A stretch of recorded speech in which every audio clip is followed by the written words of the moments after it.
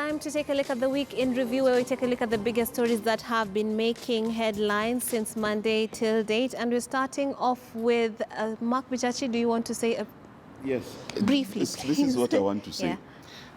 There is a governor who has charges of murder.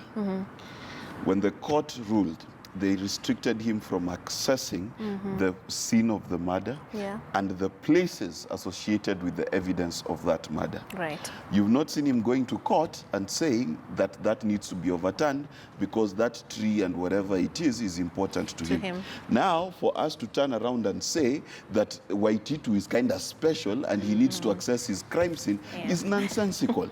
And number two, let me tell you something. To be framed is a very hard job. Okay, for the government to arrest a governor, an innocent governor. Today, let DCI and DPP go try and arrest Kivuta. Go try. Because you see, the reason why it's easy to arrest Waititu is because everyone can see. Isonko called him the other day saying, "Hii nyumba unajenga, ata license haiko." Listen, there is evidence, prima facie evidence. So listen, it is not an easy thing to go arrest a governor. So Magal and his ilk should give us a break. I would rather I would rather have 47 governors plus one president and deputy put in court unfairly than have 47 governors and a president and his deputy who are thieves not put in court. That's the better process for this country. Okay, and I feel... I just rebut that... and a quick rejoinder. Yes. First, you compare an orange to a mango when you compare Ubando to Waititu and the crime scene. But a crime is when you're talking of a murder, a murder crime scene is not the same as a corruption crime scene. But it is still if somebody was working with monies in the gunia, then the whole of Thika Road would be a crime scene, isn't it? It is still an allegation. My friend, is that isn't how you argue in court? Number two, you seem to presume that Waititu is guilty until proven innocent. While in the case of every other Kenyan, it's the reverse. You see, your argument totally doesn't hold.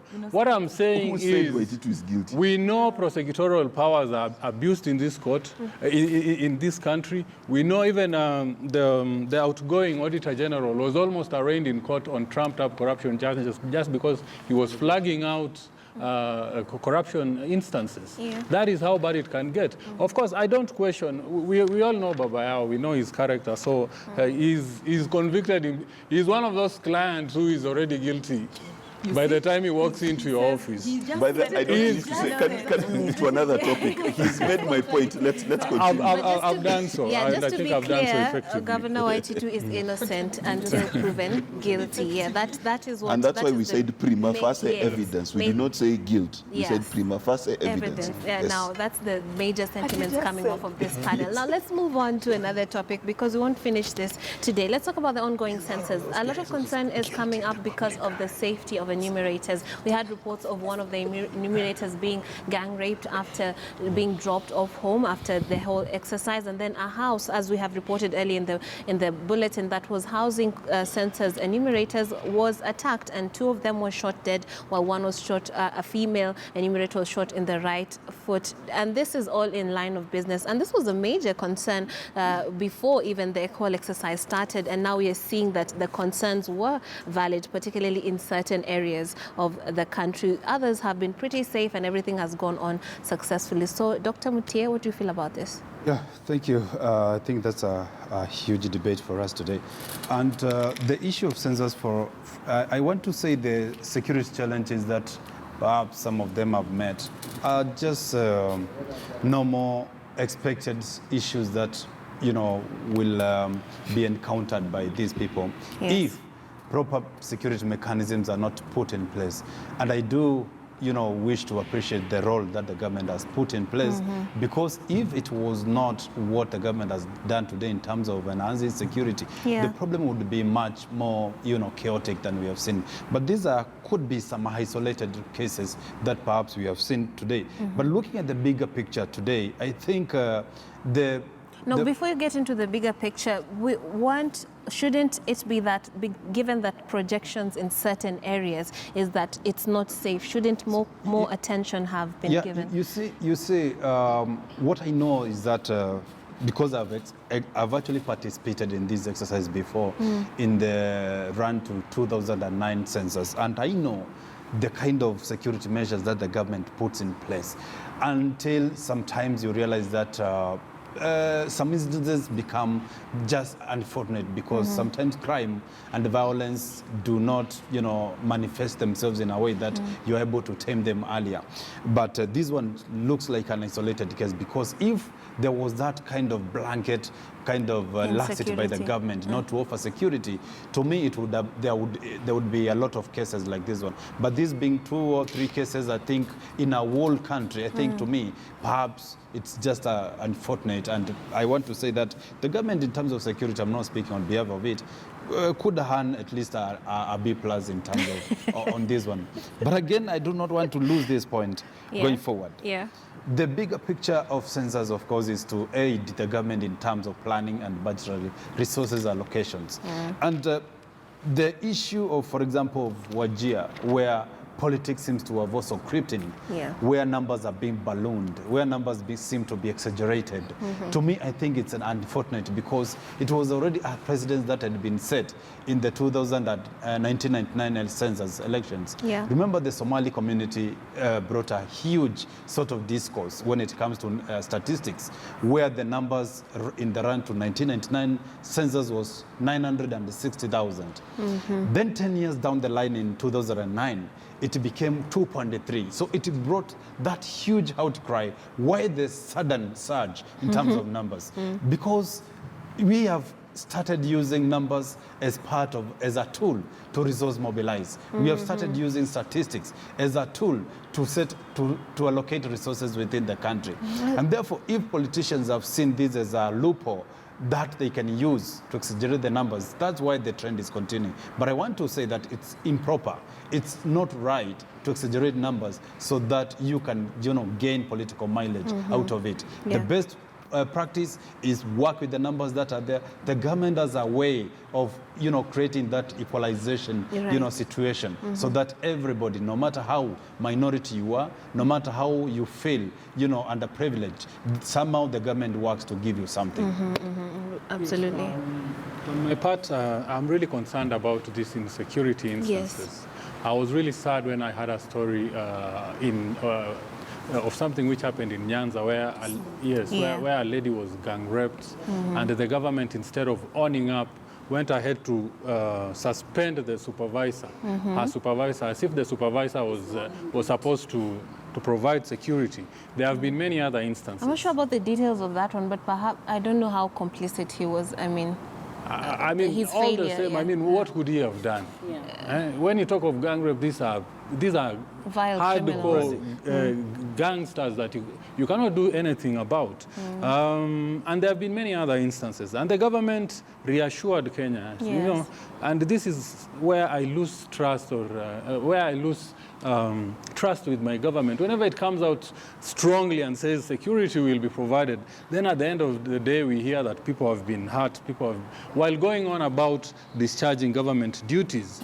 All the same, I would like to say that I was counted. The fellows came to my house. I didn't make them tea, but I tried to make their work as easy as possible. But I think they're overburdened. These people showed up at my door very early in the morning. I hadn't even woken up. I had to wake people up. And by the time we were through, it was almost 45 minutes or so to count a household of 4. So I'm wondering how much they have to go through counting the bigger households late into the night and what it all involves. And also dealing with situations, as you said, that are not even planned for. For example, somebody's thumb was also almost bitten off by somebody they were trying to count. Having to deal with people who don't want to be counted. Others are saying that they have already been counted in the Bible.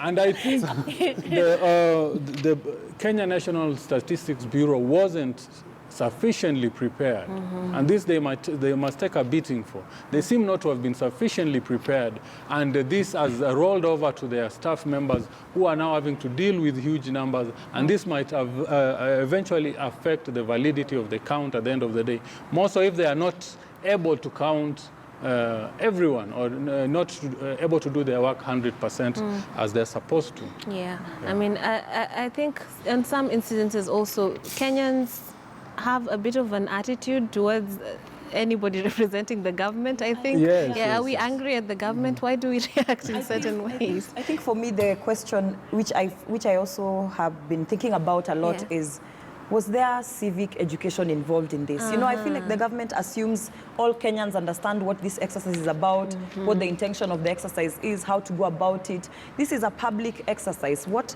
the least the government could have done with the 10 years they had was to at least, you know, allocate. It's been a while yes, since, it's been a while since we did the last census.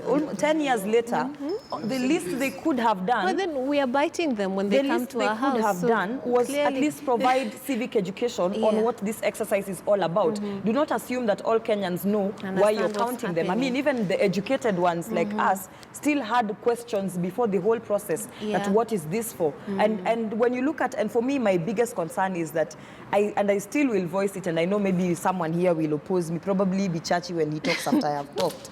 I still say that the content of the questions, the census questions, don't really reflect the agenda that the census Give us an example. has. Personally, for instance, I will not fault the questions that were asked, but I will raise concerns over the questions that were not asked, which were supposed to be very critical questions. For instance, I expected in such an exercise to ask people what kind of services do they have problem accessing, so that, you know, you can be able to plan, you know, based on what people need the most. You know, when it's good, fine, to know the numbers. It is good to know the numbers. No, they didn't ask me. They did not ask me. And they counted me. They only asked me whether I have difficulties seeing any difficulty amongst the questions that I found, no offense, ridiculous, but I believe there was a purpose to it. Dr. Mtia, what question do you feel reflected what she wanted asked? When the country is looking at whether you have a vehicle, the kind of a house that you are living in, fridge and TV. Whether you have a car, whether you have a radio, whether you have access to internet, those are the kind of questions that lead to, you know, final analysis, being able to gauge the status, the social status that you are occupying in the society. So you do not expect an explicit question like, you know, how you are living and how you are faring, how is your salary, what are the problems that you are having. Still look, I got worried when they asked me whether I have an Huduma number, and immediately thereafter asked me what my ID number is. Exactly, So for me, so for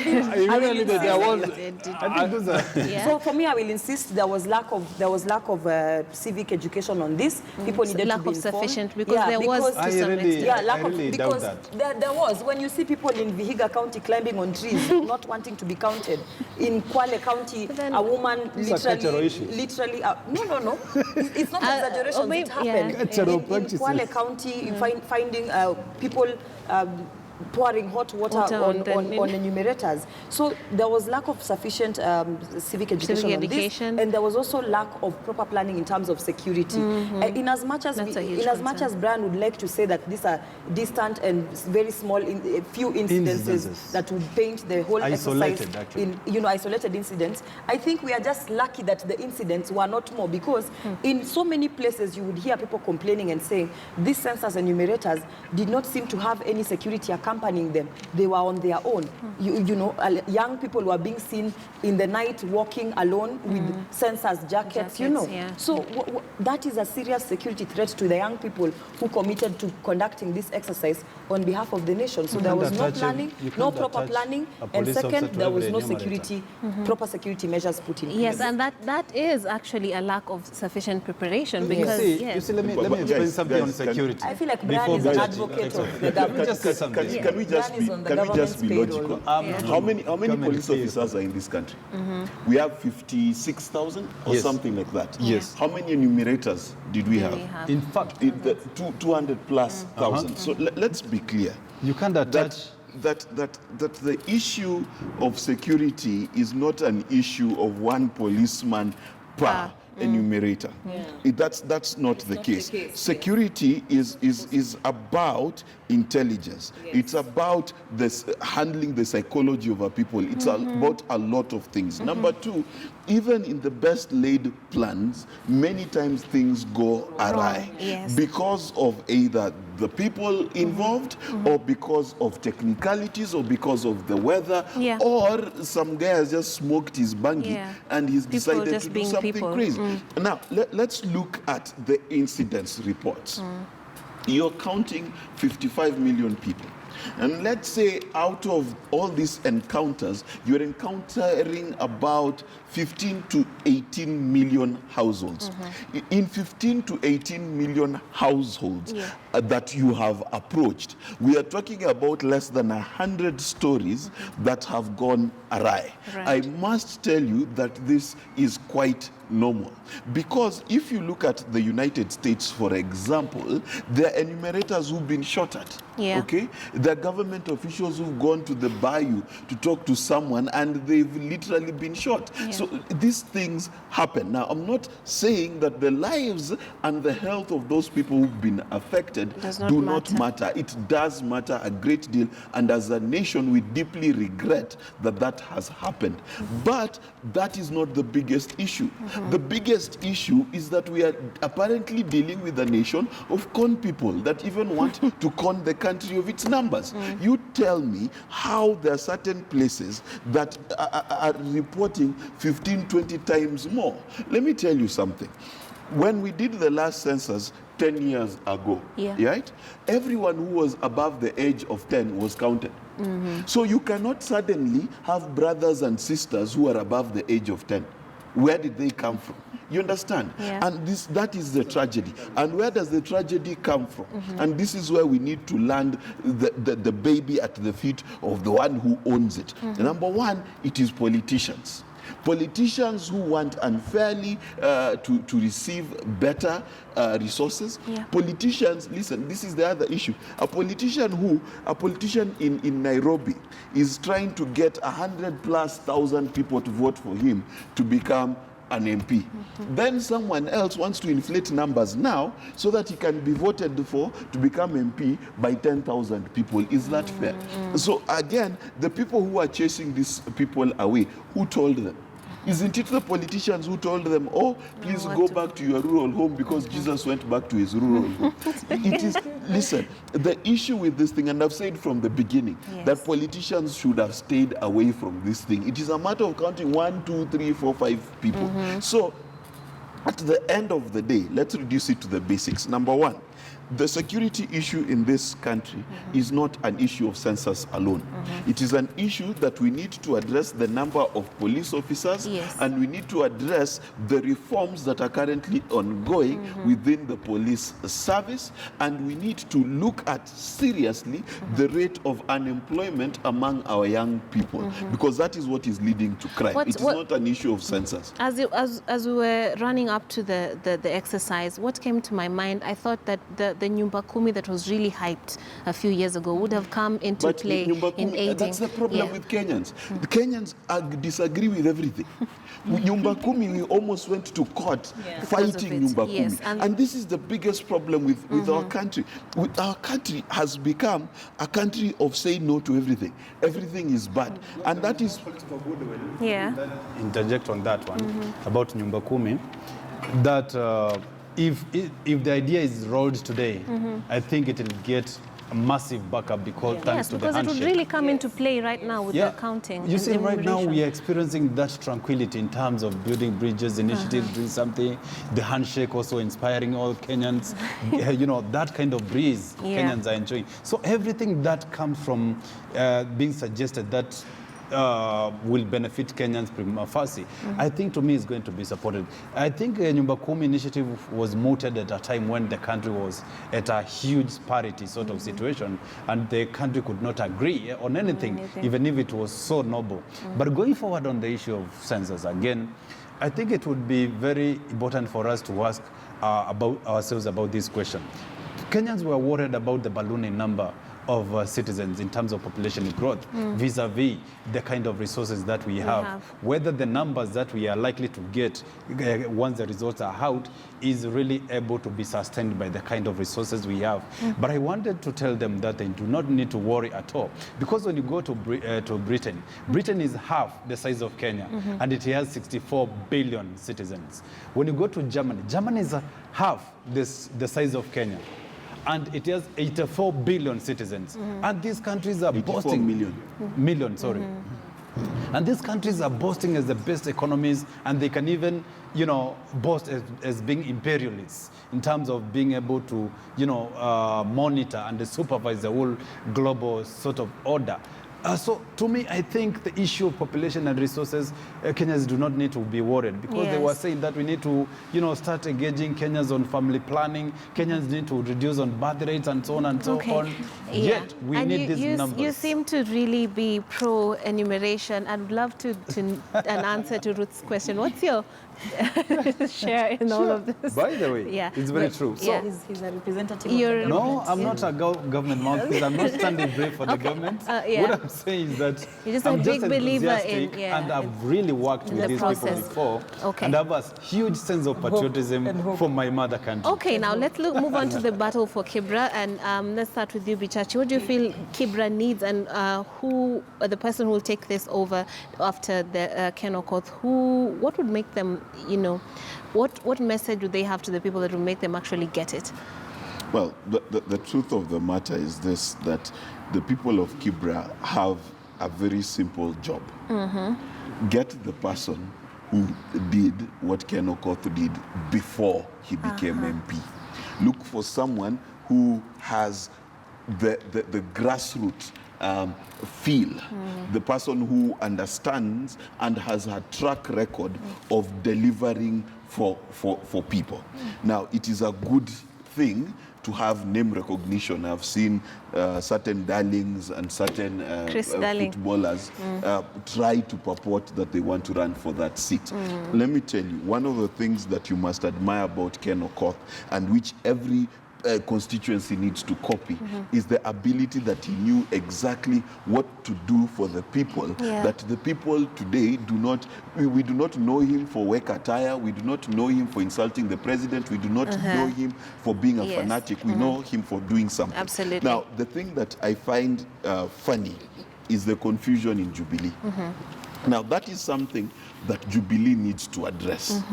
You have majority in parliament, you have majority in senators, you have majority in governors. The Nairobi governor is from Jubilee. If Jubilee is serious about getting this seat, it must offer a unified front. The confusion does not help.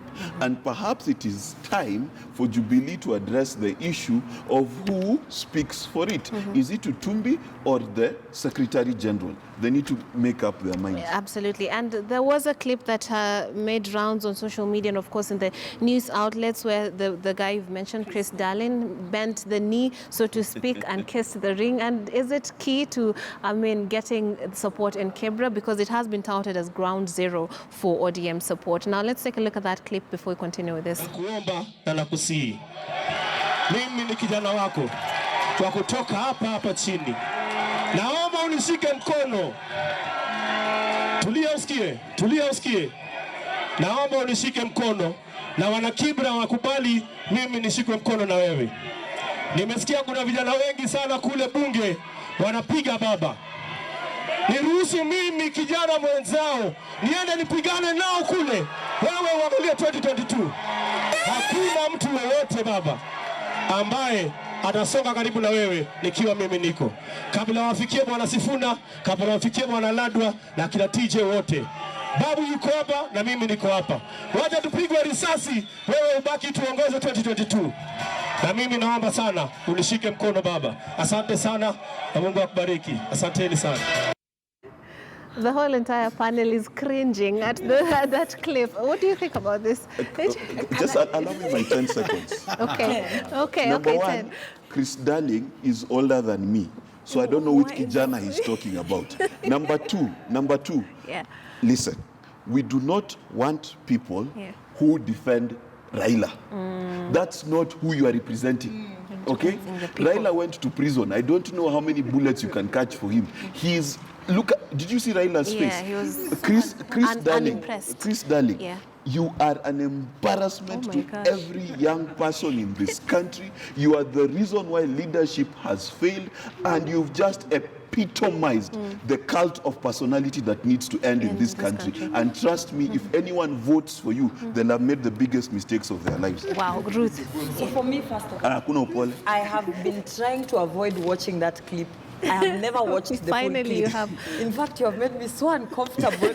I felt like I could just, close my ears and don't want to bow. not have to watch it. Take Because that in in. this day and age, I mean, and I saw a lot of people taking on social media, castigating Raila. Raila did not ask he was anybody to unimpressed, bow clearly, down. yeah. He himself was unimpressed, and I think he was very uncomfortable. And just to move away from the Chris Darling story, because I think it is just ridiculous and cementing a culture that we have been trying to move away from, a culture where politicians would have to kneel down to older or the people they considered senior in politics. Yeah. We are moving on to a culture where we are trying to focus on issue-based politics. And I think that is what Kibra needs. If you ask me, in this country, Kibra stands out as one of those constituencies that have the most woke electorate in this country. Yes. Why? Because first and foremost, they are the ones who are usually most affected when elections take place, because when violence takes place, when there is police brutality during elections, the people of Kibra are the ones who usually suffer as the victims of election violence. Yes. Because I feel that they are the people who one of the constituencies that have really owned politics. For them, politics is passion. Politics is about what can you do for us. And I think because of that wokeness, because of that understanding of how politics affects their lives, and I believe they understand how politics affects their lives because they are essentially, I won't call them disadvantaged, I don't want to marginalize them. There are pockets of people Yes, I that don't want to marginalize them, but the Kibra. truth of the matter is that Kibra still remains one of the constituencies that faces a wide array of issues. Housing is a problem in Kibra. Water supply is a problem in Kibra. Garbage collection is a problem in Kibra. Sanitation is a problem in Kibra. Insecurity. So all conceivable problems you can think about, conceivable political, social, and economic problems you can think about, the Kibra people have had the unfortunate privilege of suffering the same. And so for a long time, since time immemorial, they have been very actively involved in both national and local politics. So the people of Kibra are woke, and that is how they were able to get the kind of leadership they got. They were able to deliver the leadership of Ken Okoth by getting him into the seat and enjoy that privilege of having a good leader. So for them, what they need right now is issue-based politics, and that is why I believe even Raila himself is very careful not to look like he's endorsing anyone, to look like he's fielding anyone. So I think what needs to happen, and Kibra has for a long time been an ODM zone, Unless ODM messes up its nominations, I believe they stand a high chance of fielding a successful candidate for the race. But I've also seen other political parties like ANC being very serious about the kind of candidates they want and providing a unified front. Yes. So I think what Kibra needs is a leader who will carry on the same legacy of issue-based politics, a leader who will be able to pick up one or two critical issues and focus on the same. And I think that's what Ken Okoth was doing, and education was one of the major. And I believe in Ken Okoth's mindset, he knew and believed that education seems to be one of the greatest weapons of fighting poverty and bringing about change in Kibra. We've seen so many cases of successful people who've come from Kibra, who have gone on to the world stage, achieved so much, and come back and given back to the community. So Kibra needs somebody who has, first of all, a record of having done and worked for the people. Which is why there's a call for somebody who's from Kibra to go for and I also don't think that in Kibra, a blanket manifesto will get you in. Kibra needs you to tell them, for the time that I have been a citizen of Kibra and basically a member of the Kibra community, this is what I have done for the people. Magal, First, still on the census, kindly. Oh my goodness. Kindly, just 10 seconds, Kindly let's be courteous to these fellows when they come in, I was surprised to see a young boy that I knew for so long sitting in my sitting room there to count to me. At first I was apprehensive. You give him tea. I was just from bed. Okay. I didn't even brush the message is be nice to the enumerators, the young people. Yes, I hope the message is probably home. their first job ever. Yeah. Okay, now Kibra. To please. Kibra. Yeah. Kenneth Okoth was an exception. And the mini elections will prove this. You know, I still to date don't understand how Okia Omtata was not voted by his people. Yeah. In his home. He didn't even win in the nomination. Democracy is a system that has an inbuilt distract mechanism. Yeah. We entrust so many with power which they don't know what to make of or how to use. I wouldn't be surprised if Chris Darling is the next MP Kibra. God forbid. Oh, God. I've looked at ODM list of aspirants, and I'm surprised Ruth is not there. Oh, I'm not. There are no ladies. That's a hint, Ruth. There are no ladies on the Jubilee There part. were, but yeah. I mean, So next time, you know, you will come to us you with. need to give me the 250 that ODM needs. You will come to us and talk about affirmative action, and I won't buy any of it. But I am happy that ODM has learned. I hope it has learned a lesson, and that Kibera nominations won't be an exception. yes. That it is important to have internal democracy within parties. This thing to do with the nominations is what made them lose so many seats in this country. yeah, Right. the last And if they botch it, that's it. if they handpick a person, they are bound to lose. But I think as it is, ODM is trying to steer away from that sort That of is what they say, but then we know there are boardroom wars going on somewhere, and somebody has already been anointed. And in fact, that is what Chris Darling was alluding to, that what we have in Kenya are briefcase parties owned by individuals who determine and dictate who runs in what office. ODM will lose this if it's not careful. Amani is fielding a very strong candidate who might also serve to split its vote, and should Jubilee front Mariga, this will have a national impact in that the twin brothers that are Luyas and Luos will be divided. And this schism might run all the way to the next election. So let us be very careful on how we play politics and not play the dangerous tribal card. Yeah, and let's not But forget but the also politics you there. have really bashed problem with Chris the- Daly. Now it's my turn. Yeah, to bash I'm not him? wrong. Yeah, I've heard everybody bashing Chris Daly, but he had his 1 minute with the king. And once you're That's given how that he chose to opportunity, use it. you have to seize it maximally or optimally. So, given an opportunity like you, Ruth, I think would you'll not also bow do all down. sort of No, mannerisms to I capture the cannot. attention of Baba. No, you should know me. Well, it's politics, and politics is about endearing yourself, convincing and people. moving the masses. But you must know whichever your way target you chose. audience. I remember, by the way, Kibera is where I have grown up to now. I've stayed there for almost 20 years. We moved there in 1979 when I was, I think, 1 year old. And I know the dynamics of Kibra. First of all, let me tell you, you'll not be surprised to see Chris Daly actually being elected, because Kibra has a way of relating or connecting with its own people. Yeah. He's a reggae DJ. Ghettos are good with reggae. Yeah. If they feel this is a person that they can reach out, the person they can relate, the person they can connect, so be it. But I have a problem with Chris Daly in his ability to show the kind of low level of psychophancy and extending his, hand.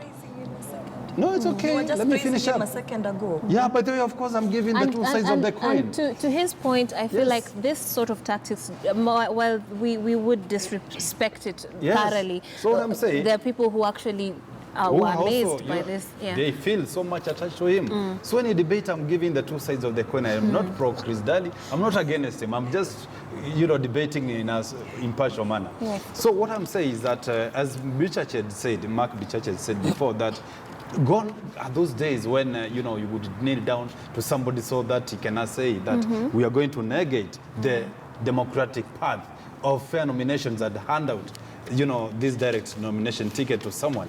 Those days are already gone. So Yeah. Chris Daly should not have gone to that low level to beg literally for that direct nomination, because as a fair play democracy, you should give equal chance to all the players so that they can feel they are part of the journey. They have a sense of belonging to Kibra because they all come from Kibra. Right. We have the likes of Tony Sine, who is also a born Kibra, and he has all the rights also to be given a chance to be nominated by the people of Kibra. But going forward for Kibra, because I understand Kibra more than any person here, is that with its own problems, its special needs, I think the bar was already set high by one Ken Okoth. Yes. May his soul rest in peace. And it's the high time that Kibra need to borrow a leaf of the kind of leader that they would want to entrench in the leadership of Kibra by, going for somebody closer to that. Not these drama kings who are going there. Kneeling down. I'm not talking about it the is drama, So but this is somebody professional, somebody who has the heart of the people of Kibra at his heart, and somebody who is able to deliver, but not this show. It is important that some of the things that the late MP put in place are carried forward, because they were good initiatives, especially with education. That is what makes many people leave Kibra and move on and to very successful lives, like you said, even internationally. And then also please, let's finish this, because we have one more topic, and it's also on the pulse, last bonds and their snitching antics. That's how he's being described right there. So a lot of people do not agree with it, but some people feel that this would be the kind of thing that would actually give him clout in as far as some populations are concerned. Now, the Linturi and Keitani divorce, very acrimonious, as we have seen since Monday. It's been making headlines actually since last week. Video evidence has been given, and some political intrigues were also fused into that particular case. Bitachi, have you been following this, and what is your take on it? First, I said, was it on this show? And I gave free advice to Linturi that when you're going through such times, the best thing to do is to shut up. The thing that he's brought this on himself, in that the things that he said against his wife, alleged wife, because it's being determined. Because there's no clarity. Forced her to bring out the entire closet. Yes. And trust me, I don't want my closet opened. I don't think anyone here wants their closet opened. That being said, the thing that Kenyans should be interested in, the melodrama is good, but the thing that they should be interested in is that their cause was betrayed for a sparded in Naivasha. Yes. That should be what Everyone concerns every voter. Yeah. That how little regard do they have to the job that they've been given. Let's not forget, this is parliamentarians who've received 10,000 shillings in toilets. For sure. These are parliamentarians who, when the 16% on fuel was being passed, did some voodoo things, running in and out. You understand? These are the same parliamentarians who add their allowances overnight. So Kenyans, the thing to focus on, after you watch all that movie, you know, the telenovela that it has become. It is a soap opera. What we need to focus on is how cheaply we were sold. Yes. How affordable are we? How bei ya jioni are we as a people? Because that was a very important issue of national interest, but clearly just fizzled out, and the details how it did are now coming out from this acrimonious divorce case, and it's not really painting us in our leaders in a good picture. You know, for me, I'd want to look at it from a different angle, in the sense that divorce proceedings, divorce is not something to be celebrated. And there are children involved. There are children involved. There is a whole community involved, and in my honest view, I feel like even if they decided to go legal, they would have just opted to have this matter handled privately. Because I'm now looking at the children involved, and I'm thinking about it in the sense that everyone has an opinion about the ongoing situation. These are very innocent people. Save for where we as the public are involved, forget about where we as the public are involved. Now we have innocent children who have to sit and watch TV as we are here talking about an issue that involves their parents, and they were not involved in what happened. They have no idea what went wrong. So I feel like certain proceedings such as divorce, especially when we have children involved, there should generally be a consensus that things should be handled in private. When there is a public aspect of it involved, let us air it out, but the rest of the dirty linen, please keep it to yourself, because at the end of the day, I find, and I will tie this now to the current mental health issues that young people are suffering from. Most young people in my generation and my age mates are undergoing serious mental health issues that stem mostly from the breaking of families, you know. When the family institution is breaking, not necessarily divorce, just small observations that mom and dad are not happy, small observations that there is a lot of tension in the house, small observations that, oh, my mom is being frustrated, are causing young people to fall into depression and now have to deal with mental health issues. And as we know the it pictures right you're now, seeing right now on air, on the screen are those of the alleged customary marriage. Exactly. And there's also the question of what do we understand about customary marriage and the white weddings and what have you. What is legal and at what point do you call a marriage a marriage? A marriage, you know. Exactly. So for me, I think, for me generally, I'll just try and focus on the fact that when we are having you know, special cases such as divorce, you know, when you are getting married, the country was not involved. We were not there when you were deciding to... But it seems that we were involved, in a certain aspect, but the country was not involved when you are now deciding, now we are going to be a union, we are going to have children. So just have it private, because these things have a way of bearing on children, especially when they're in school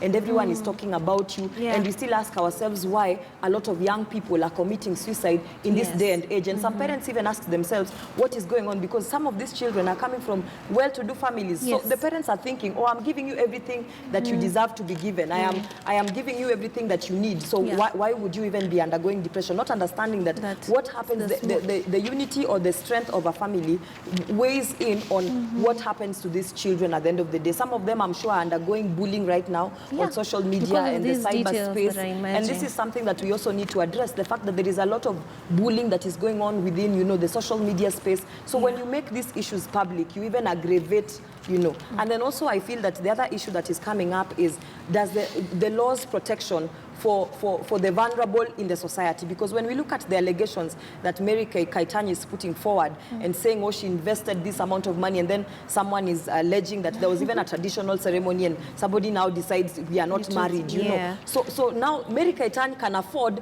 to get serious lawyers to help her deal with this issue. What about the woman back there in the society who has been lured into what in her mind, or according to her, looked like a marriage? Then, you know, property is involved, and she's told, you know, you are just a visitor. If I was a visitor, how can you allow me to visit your house for over 10 years? You even have children. Is it a problem when a man visits? It's not a problem when a woman visits. A woman is visiting you for 10 years, and you even have children. By the time you're getting the first, by the time you're getting the first child, we really have to wind up. Yes, just briefly, Magal, and one word. Then, what do you think about this? You know, these people took it to heart when Wetangula said that divorces should be messy, noisy, and leaving casualties. You know, I think they have adopted the wrong strategy. Yes. I can only guess probably one of the parties doesn't have a very strong case. So they decide to go all noisy. You know, divorce should be quiet. There are so many people involved, and it's people who are closely connected. Dr. So I would advise anyone, this is not the way to go. Because of the nature of the issue of divorce, I think it cannot be as quiet as we would want it to be, to say. But because there's a lot of acrimonious relationship between the two, so it cannot be as calm as we would want to see it. But going forward, the role of the court, first of all, is to ensure that it protects the sanctity of any marriage. And it is in its business to ensure that these two perhaps can come to terms. And if they have to divorce, it should not be that messy, it should not be that noisy, but it should be handled in an amicable way, where the parties can still see each other, even years down the line after the divorce. And in this particular case, that is if in fact it is a marriage. So that's one of the major issues that are being debated right here, and the evidence that is being given is trying to prove that there was an actual marriage in the first place. And on that passionate note, we have to call it a segment, and we're going to take a short break. When we come back, we'll have